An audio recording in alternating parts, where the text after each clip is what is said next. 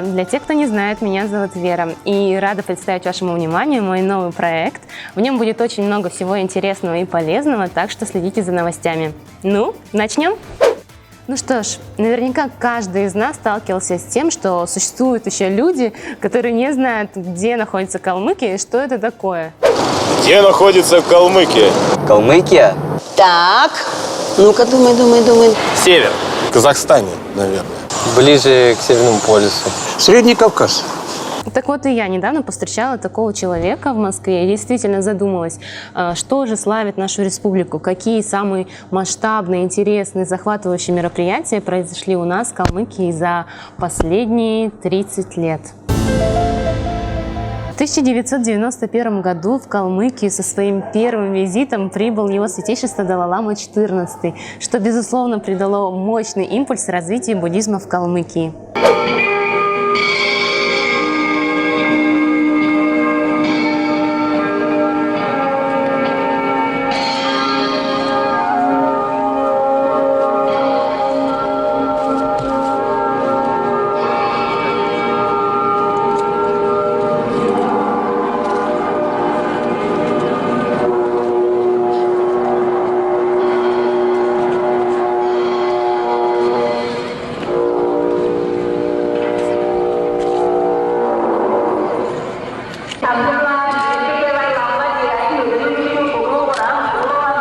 За 5 дней пребывания в Элисте его святейшество провел 3 массовых молебна, встретился с руководством и общественностью нашей столицы, а также посетил калмыцкий хурул.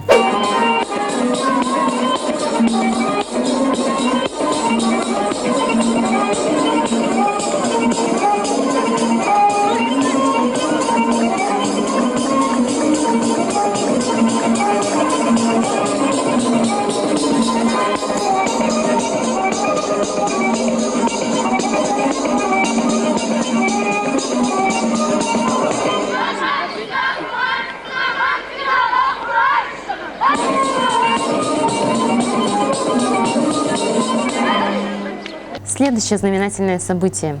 В 2006 году в Элисте состоялся матч за звание чемпиона мира по шахматам между болгарином Веселином Топаловым и россиянином Владимиром Крамником. В то время наша солнечная Элиста считалась всемирной столицей шахмат. В любом случае, каковы бы ни были обстоятельства нынешнего исторического поединка, в Элисте главное другое. После почти 13 лет боевластия и неразберихи, начавшегося после отказа Гарри Каспарова защищать чемпионский титул ФИДЕ, в мире шахмат наконец появился один, бесспорный и абсолютный чемпион. Павел Полуйчик, Первый канал. После этого матча в шахматном мире появилась такая крылатая фраза, как «туалетный скандал». По мнению болгарина Топалова, россиянин играл нечестно, пользовался подсказкой в туалете, подсказкой компьютера. Вот. Но мы этому не верим. Далее. В 1990 году Организация Объединенных Наций выступила с инициативой широко, масштабно отметить празднование 550-летия великого эпоса «Джангар».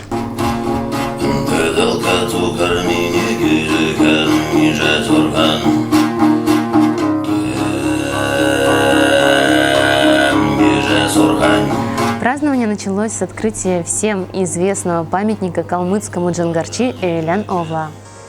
Древен Джангар, древен и мудр, как сам народ.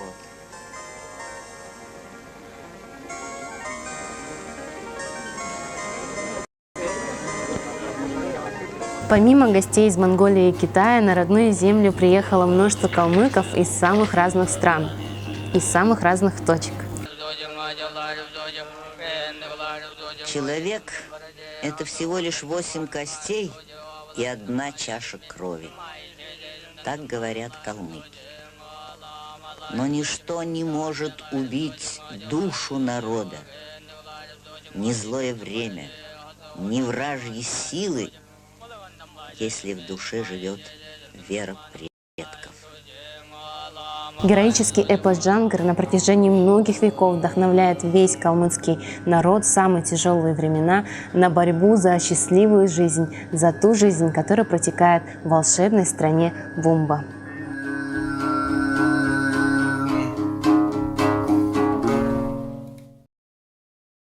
В 2009 году Калмыкия отметила 400-летие вхождения в состав России. Следует также сказать, что в тот день 15-тысячный стадион «Уралан» не смог вместить всех желающих лицезреть главное действо праздника. Расселились калмыки на территории междуречья Эмбы, Яика, Урала и Волги. По приблизительным подсчетам, численность калмыков, принявших русское подданство, была 400-500 тысяч человек. Насколько я помню, шоу включало в себя исторические экскурсы, различные шествия, песни, танцы. В общем, было все. Но, пожалуй, такой неожиданностью для нас, зрителей, явилось появление парашютистов в небе. Ну а изюминкой, безусловно, была очаровательная исполнительница София Ротару.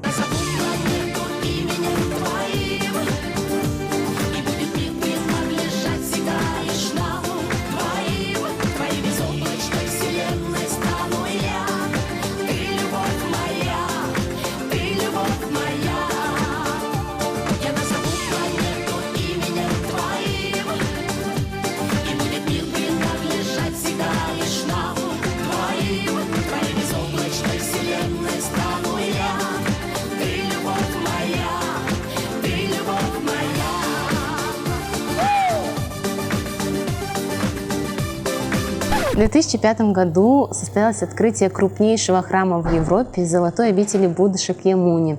Наш храм был возведен по благословению его святейшества Далай-ламы, который посетил Элисту, Калмыкию в 2004 году.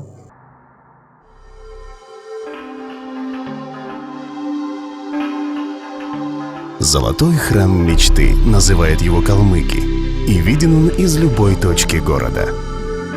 Стройка Хурула длилась менее года. На данный момент Хурул является, пожалуй, главной достопримечательностью всей нашей республики.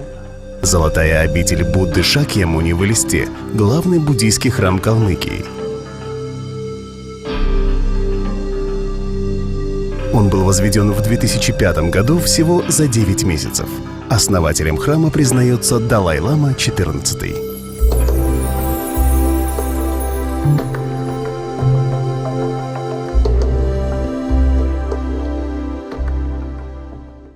На этом у меня все.